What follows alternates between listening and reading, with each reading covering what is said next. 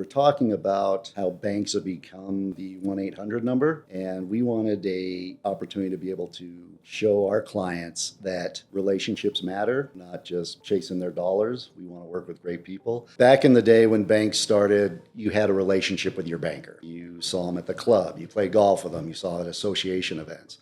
Well, the pendulum has swung so far to the convenience side of banking. The true relationship is gone. Sitting down and talking about your son, your daughter, their plans. You need a new CPA. Well, to be able to talk to someone that has a vested interest that is on your team and you're part of this family, where we're going with this whole relationship banking. I had never really encountered a true relationship bank before. I've encountered credit unions that say they're relationship oriented. I've experienced central bank. That culture of care, community, and wanting to be a helpful center of their life permeates through every level of the branch.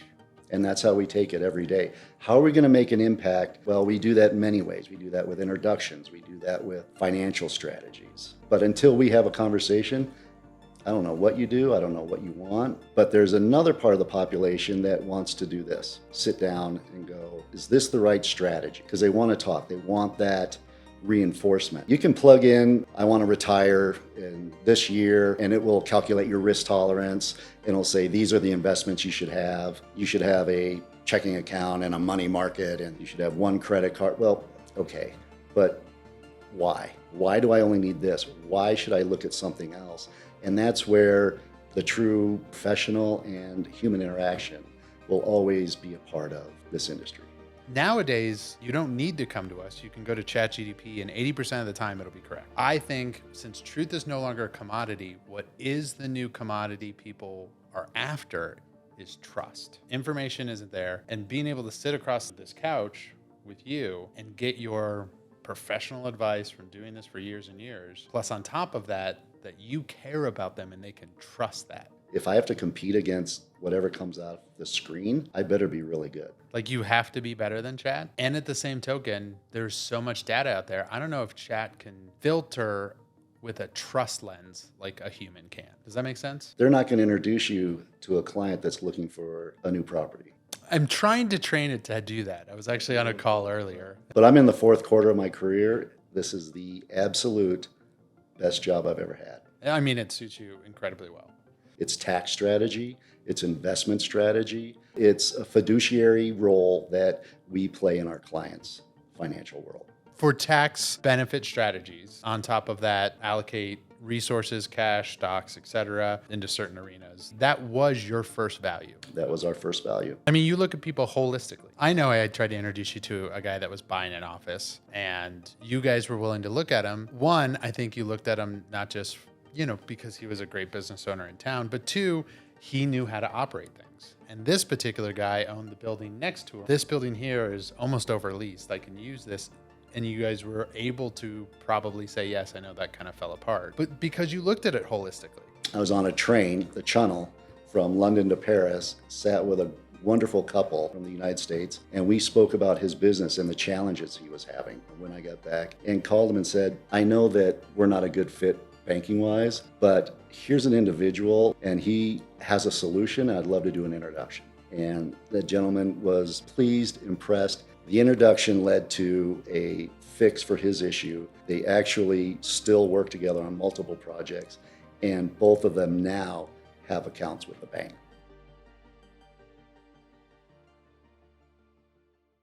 Hey, this is Rob Tate, host of the Rob Tate Advisory Podcast. I really hope you enjoyed this next episode. Please be sure to like and subscribe to this. We really are intentional about bringing you some of the best experts around. Our goal is not only to be informative, but also entertaining and funny. We really want you guys to have value of this. Make sure that you're updated every time we shoot out an episode. Like and subscribe here. I think Rob, have you met Kathy Locke? Hi, Kathy Locke. Nice to meet you. Can you get my shoes in the, because I wore my red bottoms, just special. You need to get some red nail polish and fix those things. at the very bottom of the frame, I can see it. Are they real? Those look off rack. How's this? All right. We are the world. We are the children. Okay. It looks weird, like high up in your face. Playing golf tomorrow. How about you? I wish. You should. I'm working with clients. It's business development. We're live, team. All right. Hey, this is Rob Tate with Engel & Volkers and Downing Street Group, and I have an amazing, awesome guest.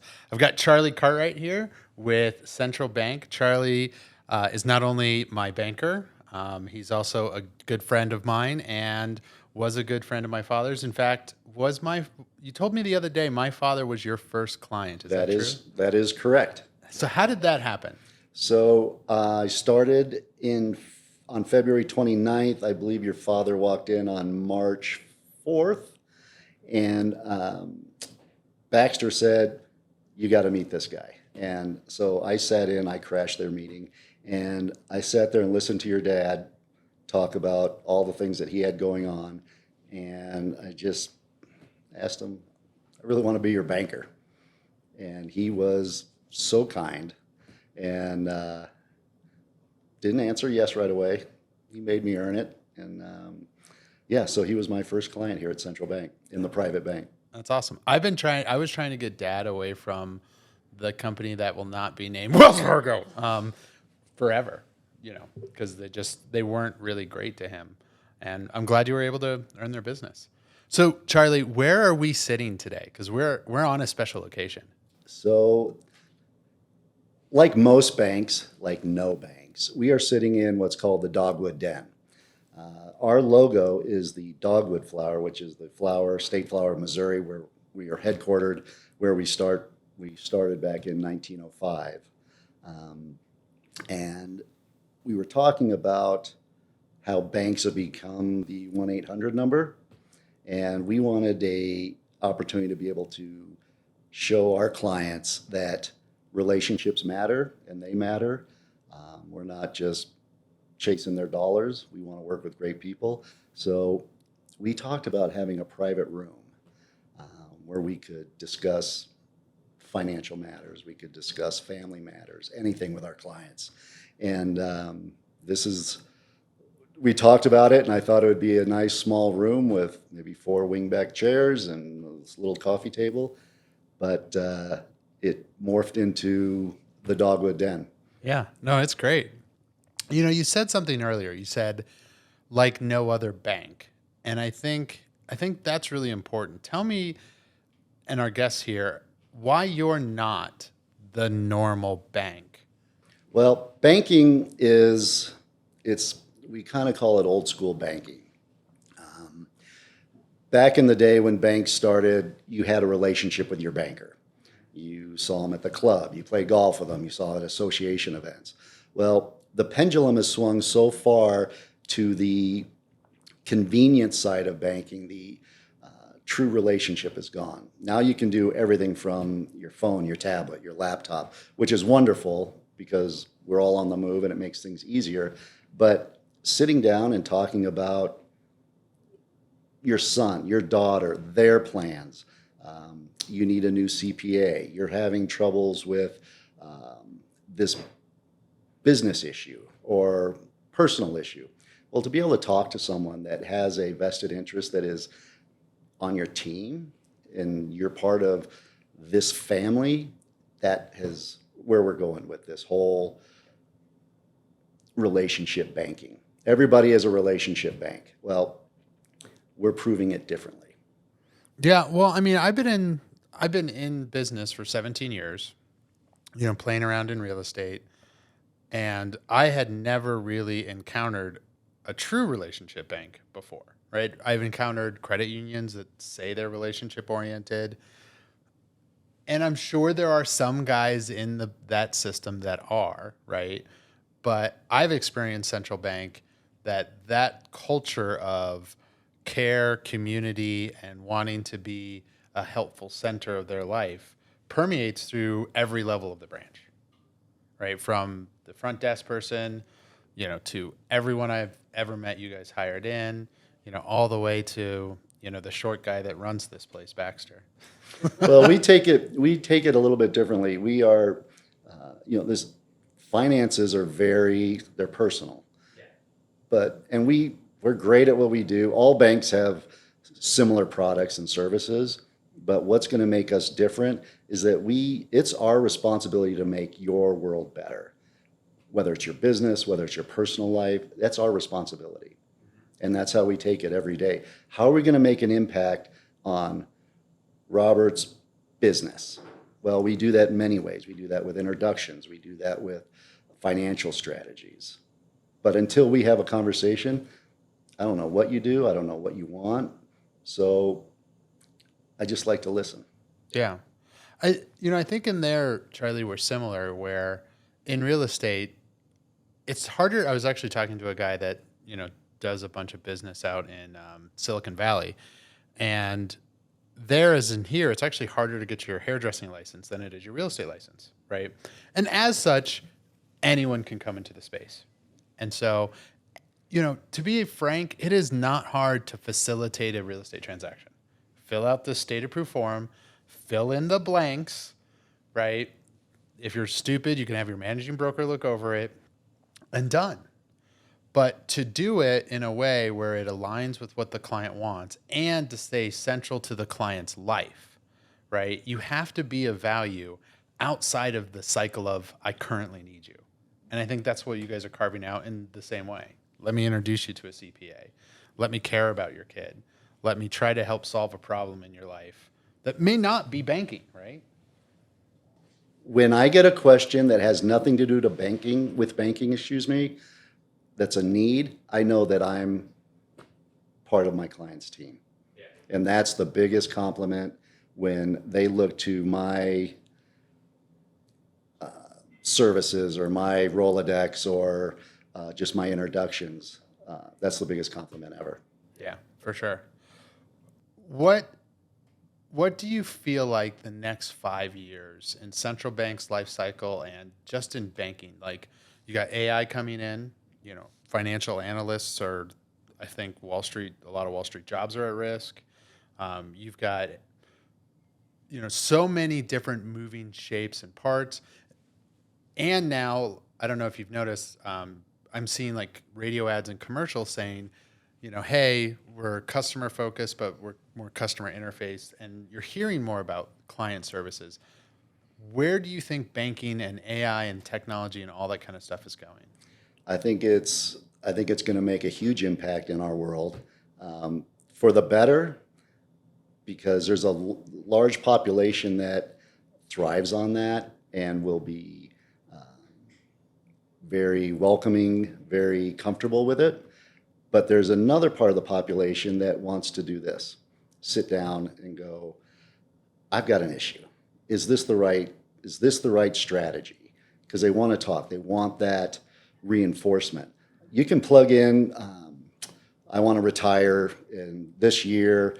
And it will calculate your risk tolerance. And it'll say, these are the investments you should have, or you should have a checking account and a money market, and you should have one credit card. Well, okay, but why? Why do I only need this? Why should I look at something else? And that's where the true, again, professional and human interaction will always be a part of this industry. Yeah, I think so too.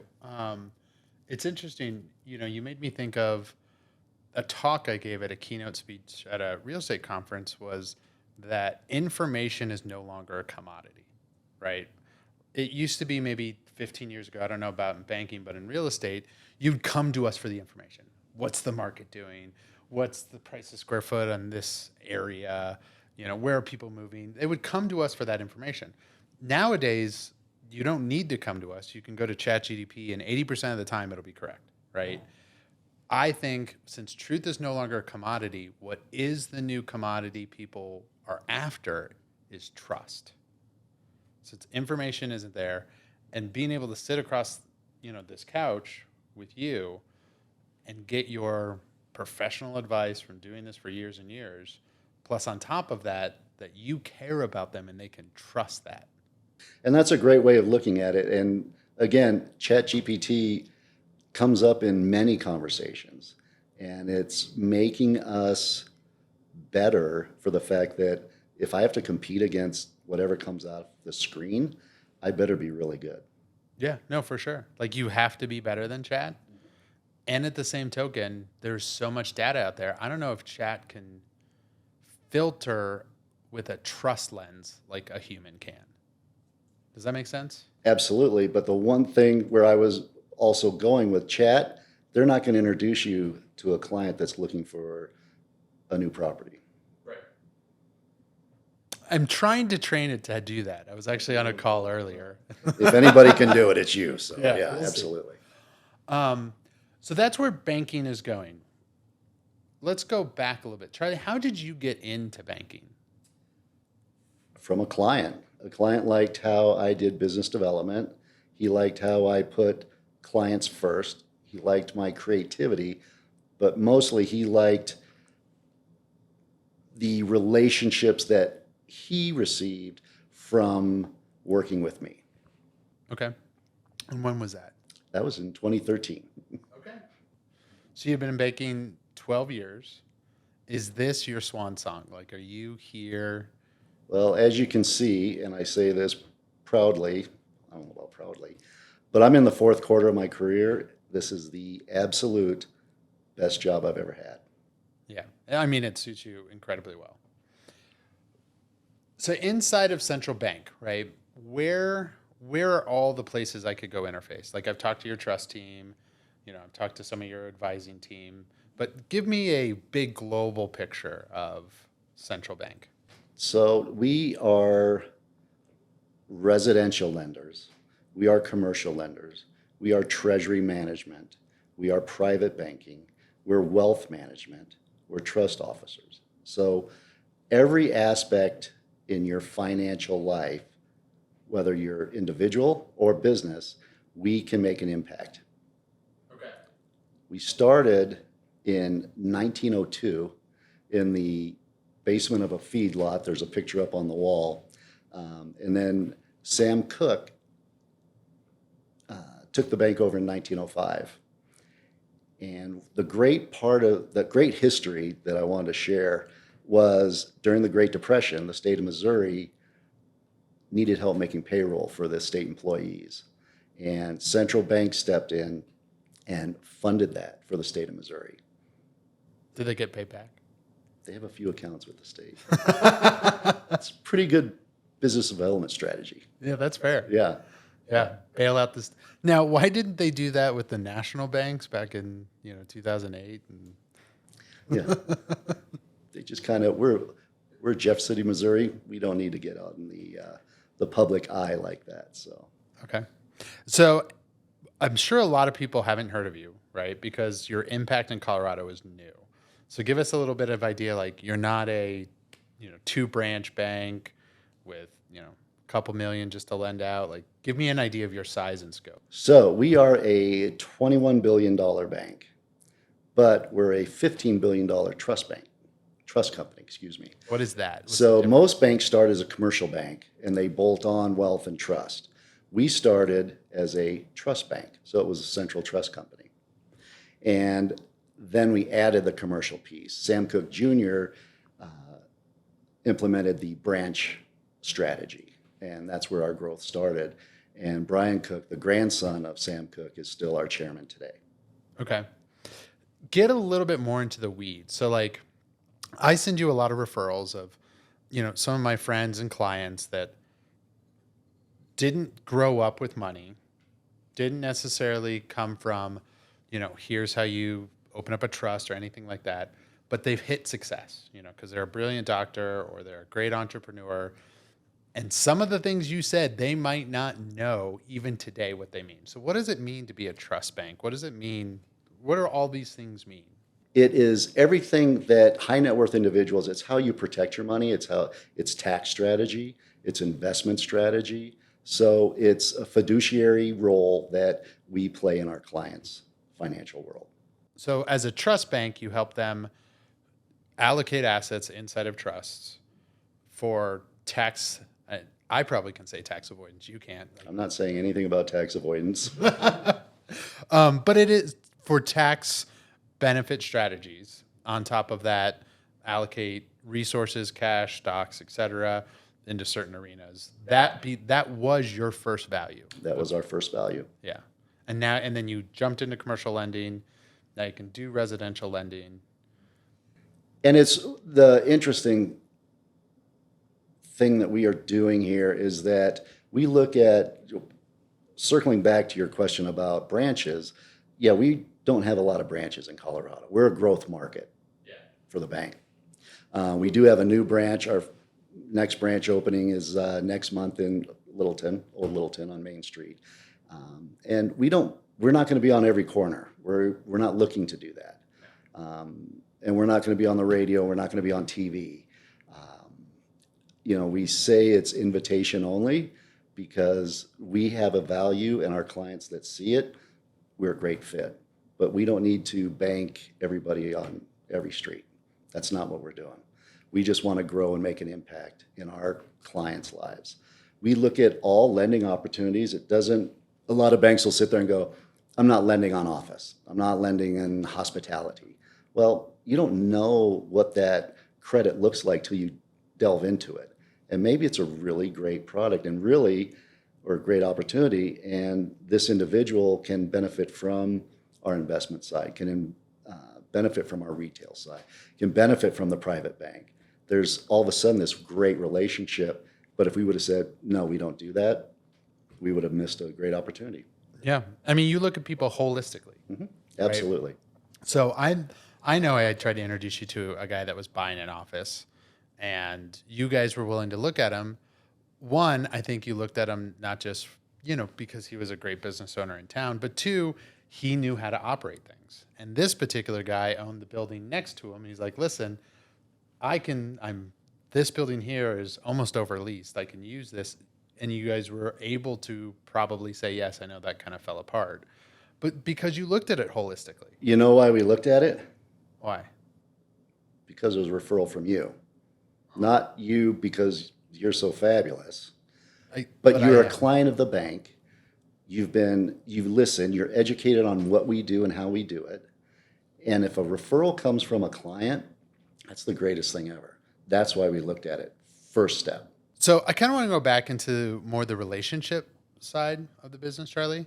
So I remember, I had a cool opportunity to go up to Sylvie's Golf with my friend Sam. And I called you up. I said, Charlie, I want to go play some golf with some cool buds. We were newer friends, right? In fact, I think we'd only known each other like a month and a half, maybe 2 at that point. And you agreed to, go out of state with me for like 3-4 days, however long it was. And you brought along, another guy named Alan.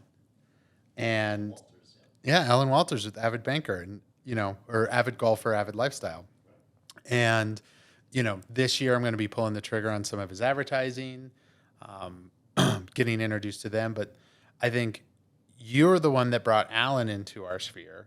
And that was just one way you really impacted our business. What are some of your favorite stories about introductions or helping people just outside of give me your deposit, let's go?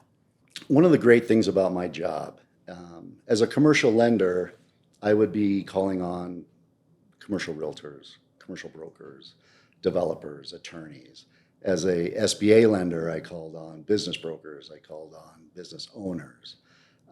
But as a private banker, everybody in the room is an opportunity and a conversation.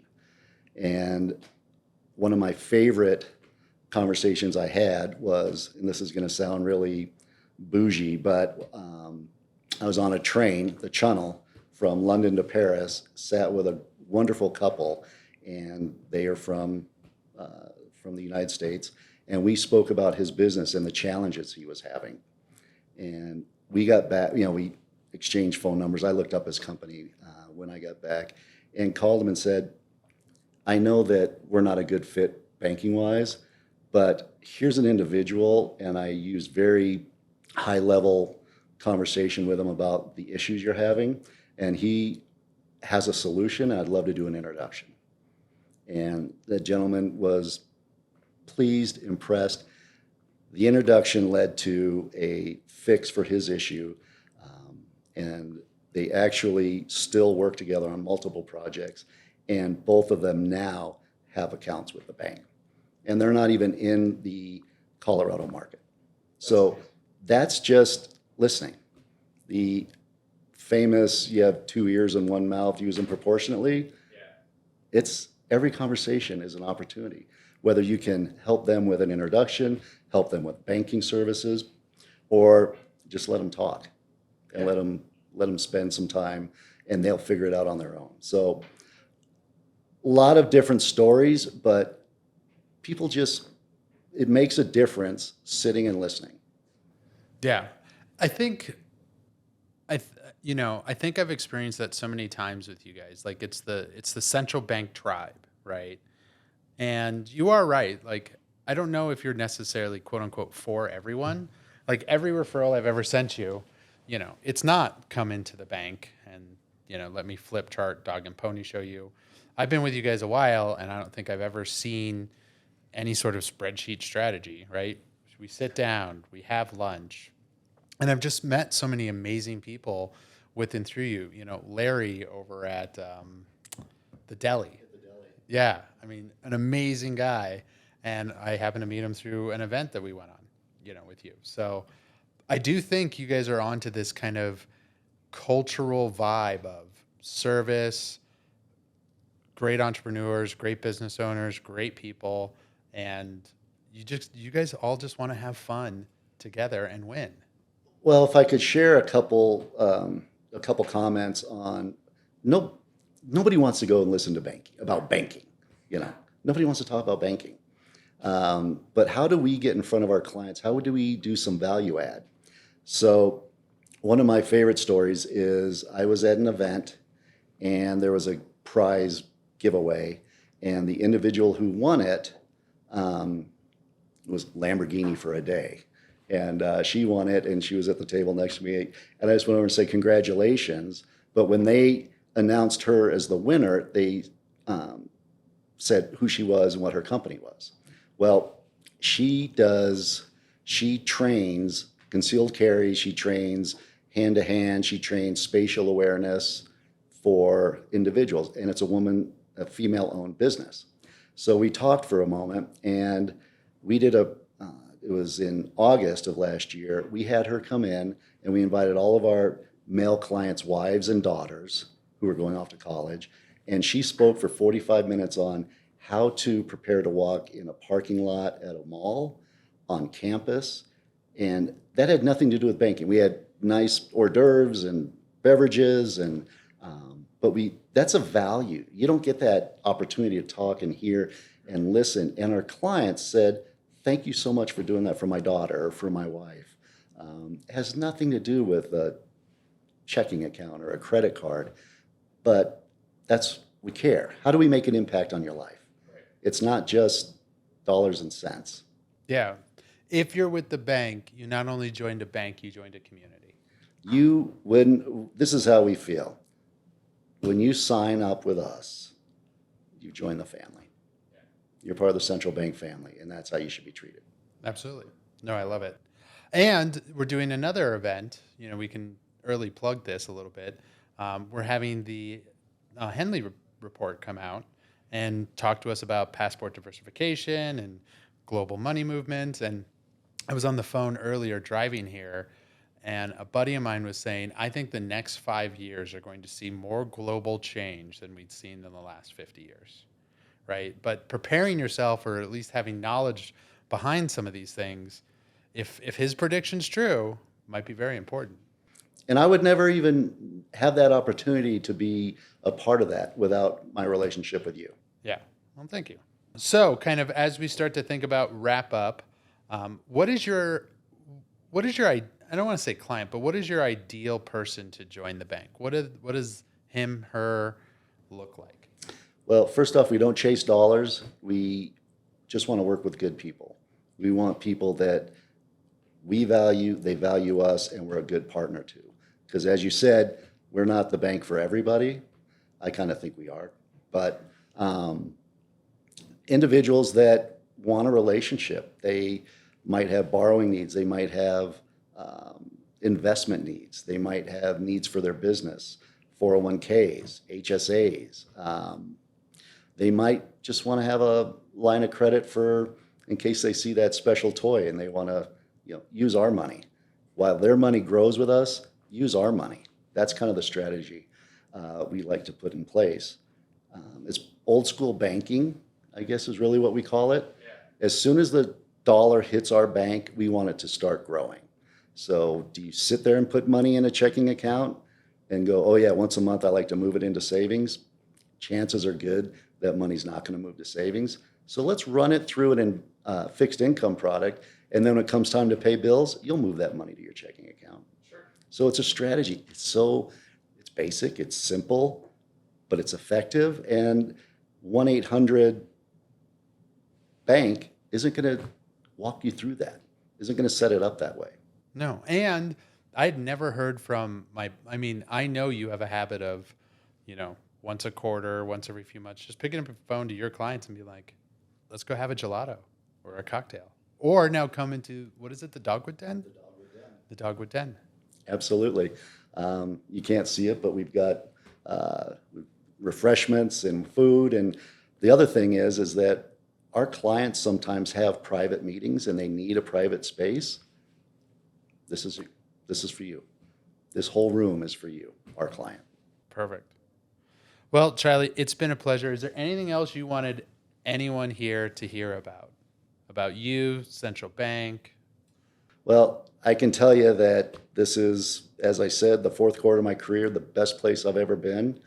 We are here for you. Any questions? We would love to talk to you. All right. Well, Charlie's information is going to be below. I drag everyone I know to try to talk to Charlie and Central Bank because they really mean everything they say. They really do care. They are huge community builders.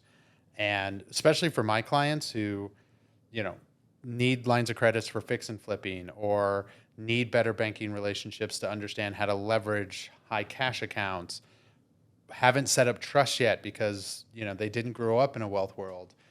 These guys I know are the stewards that'll take care of them, never oversell them on a product, and at the end of the day, just really care about the people that are in their community. So I appreciate my affiliation with you guys. This is Rob Tate. Thanks so much for joining us on this latest episode.